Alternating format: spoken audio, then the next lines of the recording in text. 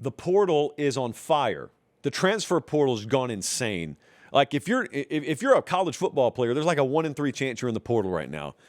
Once I'm commissioner, we'll get a hold of this thing, but I'm not commissioner yet, so it's a free-for-all. There are heavy-hitting names. You got to be following Pete Nakos on Twitter. More on that in a second.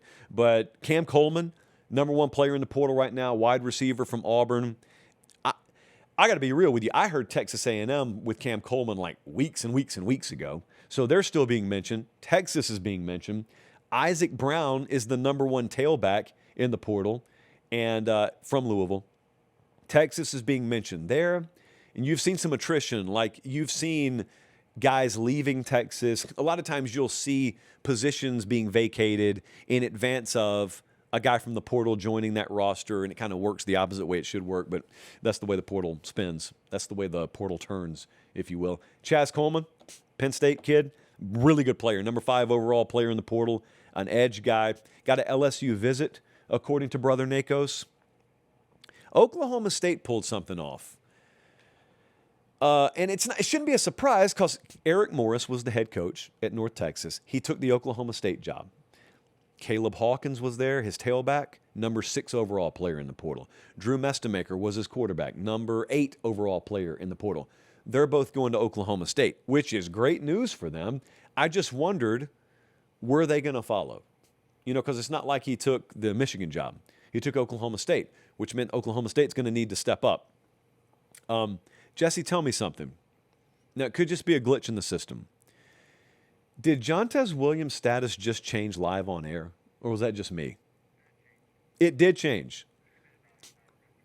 Okay, so you're telling me Jontez Williams has committed to Southern Cal even as I'm talking right now. Again, that's why it's so scary to talk about the portal live. I wish Nakos was in here. There's a chair right over here, and he could just sit there. Hey, truthfully, he could live in here. Look at this. It's not real brick, I won't lie, but it's a very, very cozy home we have here. All right, Indiana is swinging wildly, and it will probably shock approximately none of you to learn that they are landing every punch that they swing with. Josh Hoover, TCU quarterback, that's who Kurt Cignetti has circled, and so he is next in line to be a future Heisman finalist at Indiana. I haven't seen the script. I just assume that's what's going to happen next year. Multi-year starter, 7,400 yards and 56 touchdowns in his last 2 seasons. So he's headed to Bloomington. Nick Marsh, who I was really high on this past year, and then Michigan State was terrible. He's headed to Indiana too, and I'm just banking on him being a 1,000-plus yard guy next year. Going to be a lot of passes. I'm going to say a lot of balls to go around, but I didn't want to immunity myself. But they're going to lose some guys to the NFL. They'll backfill. I'm just totally confident. They got 4 other kids. So Indiana is making some big moves here. The quarterback dominoes, fascinating to watch. Think about the current college football playoff semifinals. Carson Beck at Miami, transfer.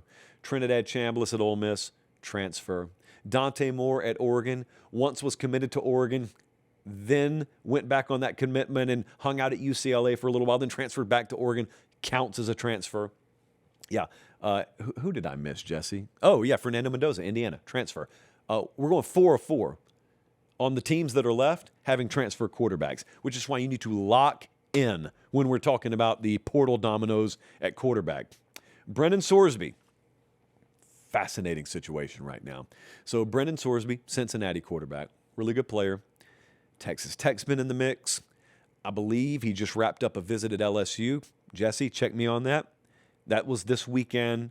He was at LSU. Yes, okay. It looks like it's come down to those two as of the past hour, and it's 7:42 p.m. Central on Sunday night. I've looked at Pete Nakos and Steve Wiltfong putting crystal balls for Brendan Sorsby to land at Texas Tech. Not done yet, but I trust those two with my life as it relates to portal juice, at least. I trust those two with my life. Sam Levitt, Arizona State, looks like he's scheduled to visit to LSU, so again, maybe Lane ends up with one or the other. Maybe that's the situation we're looking at here. I told you Josh Hoover is going to Indiana. Mestemaker's headed to Oklahoma State. All right, Kenny Minchie, who was the backup at Notre Dame, he's headed to Nebraska. Cutter Boley, who was at Kentucky, that's who's headed to Arizona State to take over for Sam Leavitt. You got to flashcard this stuff.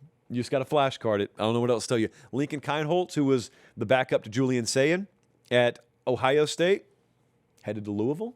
Hey, quick time out here. Are you subscribed to the channel?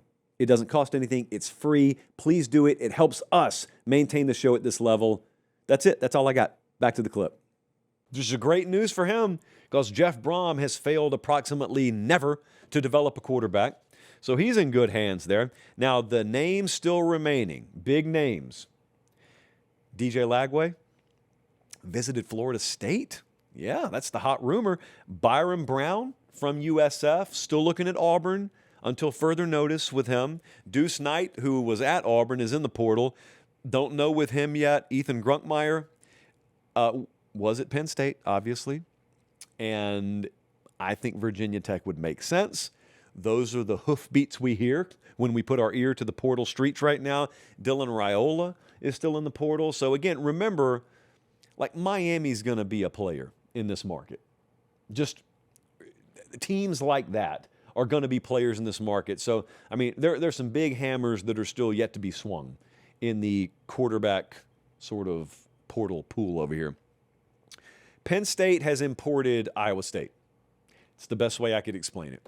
Penn State has now taken Rocco Becht, who was the quarterback at Iowa State. They've taken his backup. They've taken Marcus Neal, the safety. They've taken Jesse, they took 2 tight ends, right? Yeah, they took Brahmer, they took Burkle, so they took a couple of tight ends.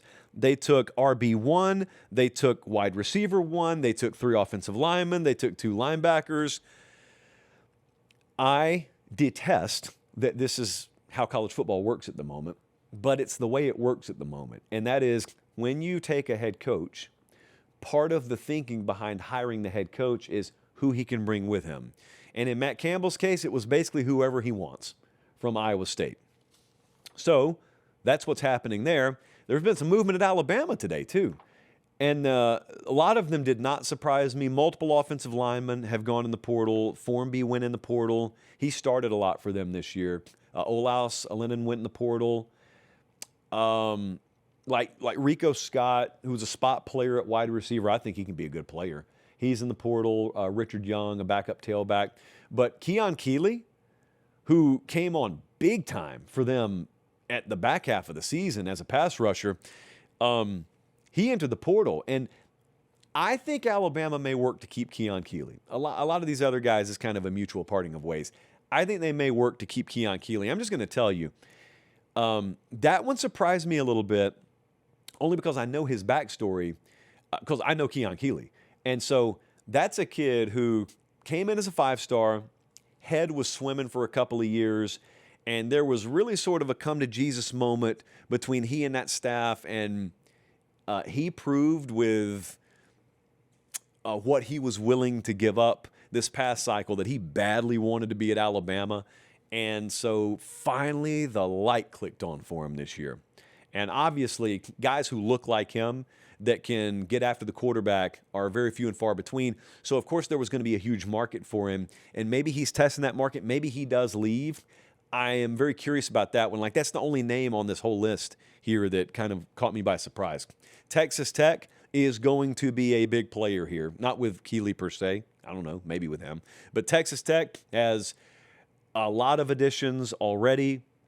They're going to be big players. The one thing I'm curious about, like I was talking to Joey McGuire after their Oregon game the other day. Obviously, like, really disappointed, but then they got to dive right into the portal. And, like, he's not seeking my advice as to how he builds his roster. But the one thing that I just think about Texas Tech, and the one thing I told him is it was a great year, but you were limited at quarterback. Okay, so maybe they're going to answer that with Brendan Sorsby. Again, we're waiting for official word there, but that would be a big upgrade at quarterback. But it felt like with Texas Tech, there was a giant glob of peanut butter that was put on the bread, defensive line basically, but they didn't spread it out nearly enough.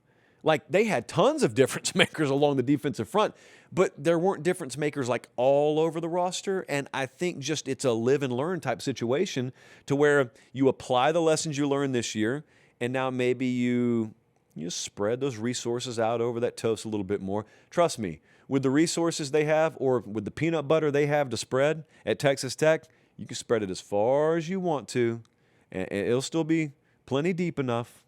You won't have to have some sparse like toast is even showing right here. We didn't even have enough peanut butter to spread. No, no, no. No barren toast at Texas Tech.